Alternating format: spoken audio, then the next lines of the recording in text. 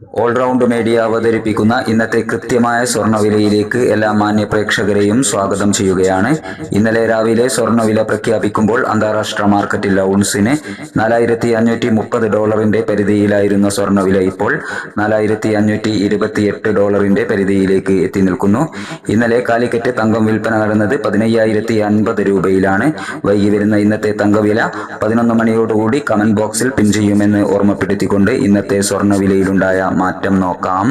ഇന്ന് 22/5/2026 22 കാരറ്റ് സ്വർണ്ണവില പവന് 320 രൂപ കുറഞ്ഞു.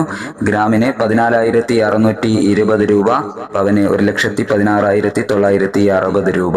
ഇനി ഇന്നത്തെ 18 കാരറ്റ് സ്വർണ്ണവില 280 രൂപ കുറഞ്ഞു.